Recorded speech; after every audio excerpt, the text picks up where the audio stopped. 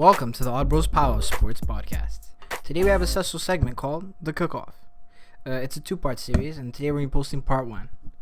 Our two debaters that we have today are Patrick DeLorme and Stevie, two of our resident MMA analysts and experts. Part one is regarding the UFC 249 title fights between Henry Cejudo and Dominic Cruz in the co-main event, and the main event being Tony Ferguson and Justin Gaethje. Alright, without further ado, let's get into it. Man, I'm leaning towards Ferguson. You can't count him out. Justin is intense, but Ferguson is that much more intense, and it's I think he's going to be able to outlast Gaethje. I think it's a straight pick'em fight. I think Gaethje's biggest chance to win this fight would be within the first 2 rounds. Because if you watch Tony fight, he has a tendency to lean in forward and his chin sticks out, and he does get hit a lot. So with that, I would not be shocked if Justin knocks him out in the first round. But he has to stay outside of Tony Ferguson's elbow range because he does a lot of work there. And I think he doesn't want to go on the ground. Yes, Justin is a great wrestler, but Tony's jiu-jitsu is a black belt, and you do not want to get caught in submission with him on the ground. But I would not be shocked one bit if Justin Gaethje knocks Tony Ferguson out.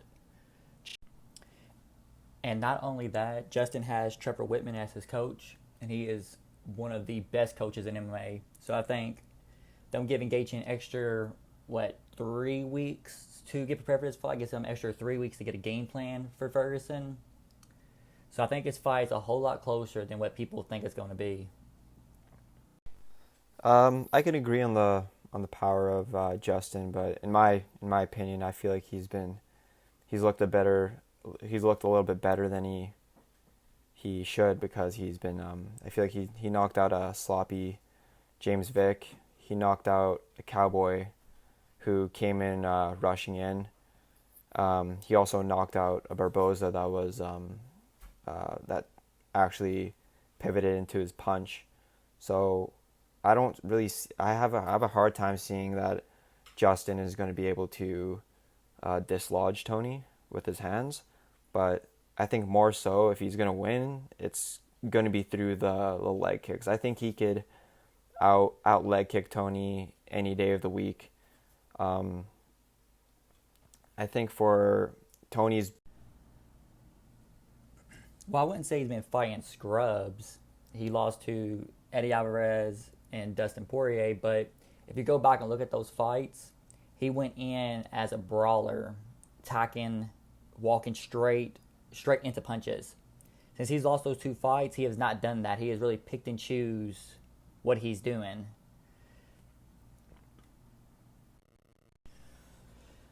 Yeah, I agree with you on Gaethje. When he gets hit, he has a tendency of leaning forward and blocking. And if you're in close range with Tony, he will wrap your neck up pretty quick. And leg kicks will play a massive role in this fight. He has to come right out the gate, immediately attacking Tony's legs.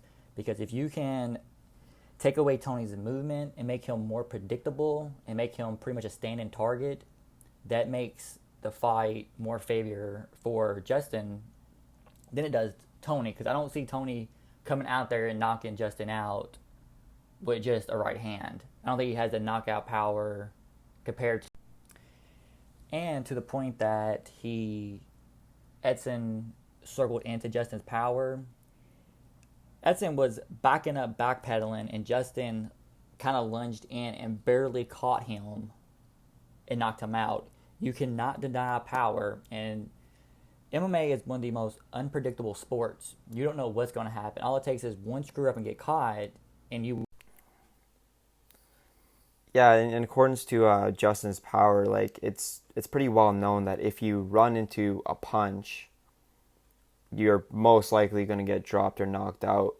And Justin threw a huge wiling hook into a Barboza that was turning right into it too. So he got clipped clean, didn't even have his hands up.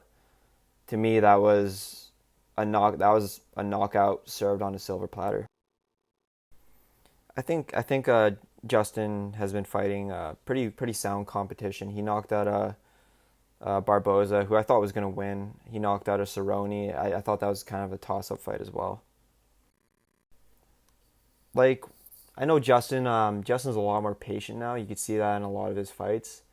But I see, but that's the thing. Dustin Poirier was able to take him out with his volume, and he also caught him with like a really good punch. But that's the thing. I think Tony is so intense, and I think Justin could keep a good pace, but I think Tony's pace is just unmatchable. And I think since like the fact that Gaethje loves to lean his head forward, it's a nice ripe target for elbows. And Tony's also like very precise with his hands. He's got very good boxing, and I think even more so he could find.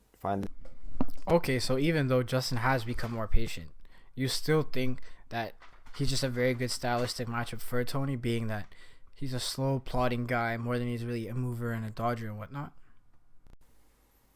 I absolutely think that. I don't think Gaethje has the footwork. I think he fights more like a moving fortress. Yeah, Gaethje does not have the greatest footwork. He's kind of almost a moving target almost. I agree with you on the point that he took his head forward, especially against a guy like Tony who will wrap your neck up. So I'm sure that Trevor Whitman and them will be working on that. But does it make it more of a scarier fight for Tony, considering that Justin's taken us on a short notice and hasn't had the opportunity to prepare for someone like Justin? But which it goes the same way for Justin preparing to fight against someone like Ferguson, because there's really nobody in the... I'm not too sure on the facts of who has had more time to prepare. I mean, if Justin has more time to prepare for Tony, then very well he could have an edge in that. Will it make a huge difference in the fight? I don't know, because, I mean, we all know that Tony is a very adaptable fighter. He will lose the first round, but he will win the rest of the fight. He'll lose the battle, but he'll win the... Oh, for sure. I mean, Tony has been hit and dropped a bunch of times, so... but like you said, I mean, Tony does typically lose the first round and comes back and weathers the storm and win. That's why I'm saying if Justin's going to get this done, it has to be done within 2 rounds. I think if it goes past 2 rounds, Tony Ferguson will win either by decision or just tiring Justin out and just pure volume of punches or going to the... So do you guys think that the fact that now that Justin does have more time to prepare for Tony and vice versa, that it'll benefit Justin more because he has more chance to watch tape of Tony, or that it will make a difference? I mean, I think they have... I mean, in terms of tape, I don't know if that makes a huge difference. You could say, like, Tony's been in the UFC for a long time. You could find a lot of footage on him. Justin, I forgot the name of his last promotion, but there's tons of videos of Justin fighting guys, having absolute wars with him on YouTube. Well, I do want to say Justin's last promotion was World Series of Fighting. Get that out of the way. I think it all depends on how much Justin attacks Tony's legs early in the fight, because I think that's going to play a huge role in this fight. But I think if he doesn't have success of tearing Tony's legs up, which he should, like he does everybody else, and breaks them down, I think it will favor Tony because his cardio is unquestionable. That man just goes and goes. He's like Max Holloway. It just doesn't empty. Yeah, I know. I absolutely agree with you on that one. Will he catch him? That's a big question in and of itself. Like, we both don't know. Anything can happen in the sport. But I agree with you. If there's a way for him to win, it's either that really early in the round or he chops him down. And I do realize that Tony has more ways to beat Justin than Justin does Tony.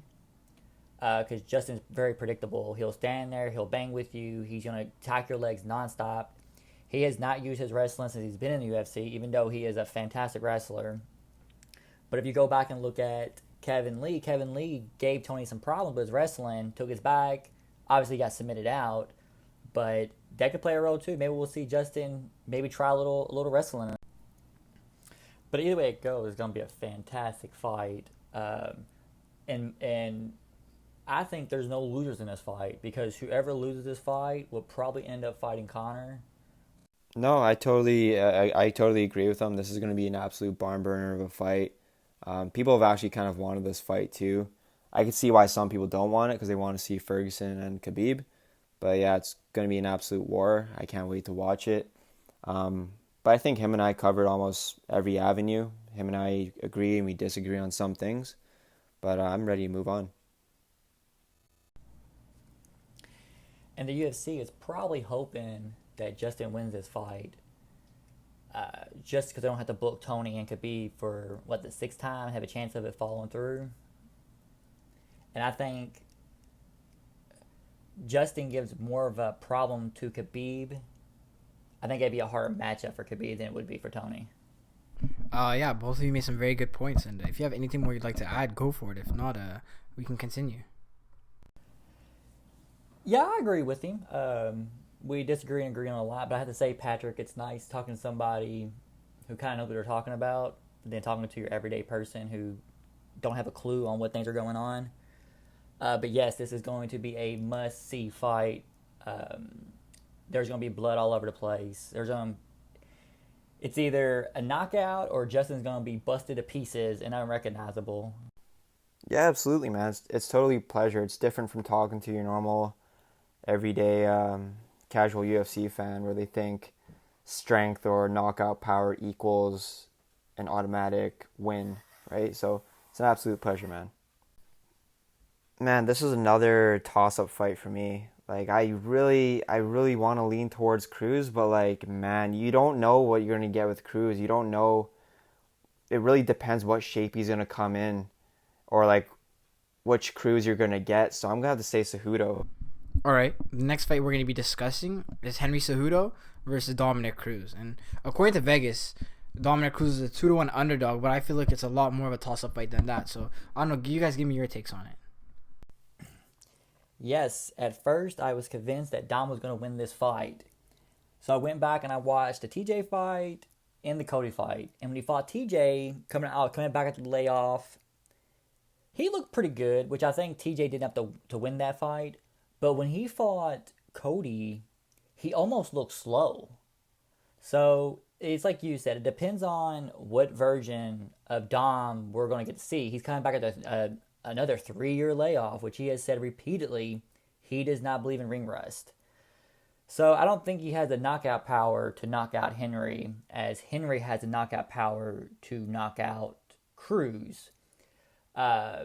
So this is a pick'em fight. It's going to be a good fight, but I think Henry will out-wrestle Dom. Yeah, I recently watched like the TJ Dillashaw and Cruz fight, and yeah, Cruz literally rolled off the couch and won his title back, and I forgot how hard it is to hit Cruz, and I think like Cruz, he gets a lot of flack for how he looked in the Cody fight, but he even said himself, like, he fought 3 times that year. He fought TJ, Uriah, and then fought Cody, and then he went through like all these tough training camps in the span of in a year. So I think that he was overtrained. He's not a guy to make excuses. He'll never tell you that, but I personally think he was overtrained because, yeah, I agree with you. He did look slow. For Cruz, I think in terms of wrestling, Cejudo, on paper, he does have better wrestling. He was an Olympic level wrestler, of course. But I feel like size does make a difference. And Cruz has been wrestling bigger guys, like since like the WEC days. So I don't think Henry's wrestling pedigree will be really relevant in that fight. I think it'll cancel each other out. The best shot that Henry has is just maybe his unorthodox striking, but it's time and time again it's been very hard to hit Cruz. Yep, I was literally about to make that same point. Height and size is going to matter. Henry is about 5'4", and Dom's about 5'8". And yes, Henry is a Olympic freestyle wrestler, but Dom is also a good wrestler, but he has a different style of wrestling, obviously. So yeah, it most likely will cancel out, and it is very hard to hit Dom. Very, very hard. That's why I can see him winning by literally going to a decision, not necessarily knocking him out. All right, but how big of a factor in this fight will Dominic Cruz's movement play, if at all? Movement is everything. It's hard to hit a moving target. I think if Dom can get in and get his shots and get back out and not get in those close quarter ranges and get clipped. Cruz doesn't have any sort of, he doesn't have, he's not an NCAA wrestler or anything like that, or like anywhere close to Olympic level. He's a high school wrestler with very refined MMA technique. He's been out wrestling guys with better pedigrees. He took Faber down in both fights more than Faber took him down. He took TJ down more, and TJ has better accolades to him. I'd be stupid to say that Cruz would out wrestle Cejudo, but it's shown that Cruz he has really good timing with his takedowns, I notice, and he's very good at catching it when his opponents are being sloppy on the feet, and they throw like a big like right hand or something. He just like takes him down. So, I mean, I don't know. He could possibly outpoint Cejudo. You never know, but I can't really say that. I'd be stupid to say that. The only thing that has me like leaning towards Cejudo is just like literally just the question mark, because Cruz he's getting old. I believe he's maybe 35 now. You don't know if he's even in his prime anymore. We'll have to see. If he still has it, and if he wins the title, this could very, very much be like the greatest comeback story of all time. It already was a great comeback story of all time when he took the. Oh, I agree with you. He is 35. But yeah, it all depends on what version of Cruz we see. I think he will come out hungry and want to prove a point, because I think a lot of people have already pretty much knocked him off. Like, nobody's really giving him a chance considering the long layoff. But hands down, this will be the greatest comeback story ever if he wins this. And just coming back after a 3.5 year layoff and beating TJ, that already submitted it. But doing this, and I wonder if this is probably Cruz's last run for the title, because he's had knee surgeries and he does real good in the booth. So it wouldn't surprise me one bit if he would retire after this fight, just because after your body takes such damage over and over again, injury after injury, being out for 3.5 years, coming back, being out for 3 years, coming back, that takes a toll on you. So this might be Dom's last run for a title shot. Yeah, I've been watching Cruz since he was in his WEC days. He's hands down one of my top 5 favorite fighters of all time. It's just like, not only just his fighting style, which is entertaining, but like his attitude. He had a broken foot in the TJ fight. He just acted like it wasn't there. This guy is so mentally tough. He will not like allow ring rust to even be like an equation into his performance.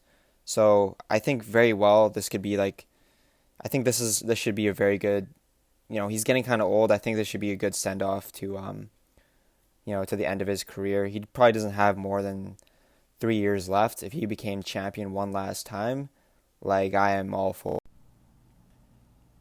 Yeah, I agree with you. I think it would do the UFC good having Cruz back on top as champion. It would look good, and it would just send a good message that ring rust does not exist, which some fighters believe it does. Dom has said multiple times he does not believe in that. He's very mentally tough, and he is not going to give up. I think even if he gets bombarded and things are going bad for him in this fight, he's not just going to give up like some fighters do. He's going to keep fighting back. So it's going to be. So if Dominic Cruz does win this fight against Henry Cejudo, what does it do for his legacy going forward? Man, it does like a whole lot for his legacy. Jeez, he was the last WC champion. He beat the invincible Demetrius Johnson. That's a huge feather in its cap itself. He beat Faber twice. He's one of the greatest bantamweights of all time. He rolled off the couch, beat TJ, got his belt back. Man, like I feel like the injuries plagued him. Of course, he could have been fighting a lot more guys. I wish he ended up fighting like Barao, or like Lineker, or like Rivera, or maybe even like Thomas Almeida when he was good. I would have loved to see those fights, but man, he was always fighting the top three of the division. So those, to me, like his injuries are irrelevant. That's completely true. Going in and beating DJ was a huge accomplishment for him. And like you said, he's always fought top three. The UFC has always fed him beast. Like, he's never fought really scrubs. He's always took pretty much the next in line for the title shot. So he is hands down one of the greatest to ever do it. And for his legacy, I think this will submit him as one of the greatest fighters in the UFC. Just think what his career would be like if he didn't have all those injuries. It would be insane. He would have held the title for so long. It would be like the John Jones of that division, pretty much, I think. Yeah, I think all in all, me and Stevie agree on the same thing. We both agree that Cruz is gonna get the W. Great minds think alike. But yeah, man, I don't like talking about it is like a lot more different than just thinking about it, because now that I'm just like, I'm having a hard time believing that like Cejudo is going to take the W. I look at the odds now, I'm like, wow, I can't believe Cruz is like almost a 2-1 underdog. Like, wow, that's insane. Like, who would have ever thought? I don't think he's ever been a 2-1 underdog in his career. So I guess we both have to say Cruz. So if Dominic Cruz wins this fight, as you two are now predicting, does that cement his legacy as the greatest bantamweight fighter of all time? And also, what would happen to Henry Cejudo's legacy if he were to win this fight? To me, Dominic Cruz is already the best bantamweight of all time. TJ, he's not even the question in my opinion. Cody's not even the question. Barao is not even the question. He's not even in the UFC. Cruz is the best bantamweight of all time. In terms of Henry's legacy, man, I think the Demetrius Johnson loss kind of tainted it because he was just so thoroughly dominated. If Cruz does win, he will be overshadowed by Cruz. Yeah, Dom is by far the best bantamweight of all time. And for Henry, I think if he loses against Cruz, it will hurt him a little bit. Because he will get outshadowed by Dom bad. And it will do more for Cruz than it will Henry. I know it's crazy because Vegas has Dominic Cruz as a 2-1 underdog, and yet both of you here do believe that Dominic Cruz is going to pull out the W. So what do you have to say about that? And for the betting odds, Vegas seems to forget how great Dom is. It's kind of a what have you done me now scenario, and they're pretty much going off of Dom's last performance, I think, and Henry's last performance. It's kind of ridiculous. Okay, thank you two for coming on. Greatly appreciated. For the viewers at home, just tell them any social media you can find them at. Yeah, anytime, man. I am available anytime to do a podcast with you. But anyways, people can find me on Instagram at king_Renfro, RENFROW. You can find me on Facebook at Stevie Renfro, and you can also join my Facebook group at UFC Live. Yeah, last thing I have to say is thank you for having me on this podcast. Stevie, it was an absolute pleasure. John, an absolute pleasure. This was a good debate. Come holler at your boy, Patrick DeLorme. Come find me on Instagram. Thanks for having me out. I'd like to thank our listeners, and I'd like to thank our two guests, Patrick and Stevie. If you like what you heard, part 2 will be released on Monday, and that's regarding the welterweight title picture. Also, as usual, like and subscribe. Show us some love. Show us some hate too if you want to. You can find our Instagram down in the comment section below. You can get this podcast anywhere where you listen to podcasts. And I mean anywhere. Apple, Google, Spotify, you name it, we're on it. So you can go out there, show us some love. And we'll see you again soon. Thanks. Bye.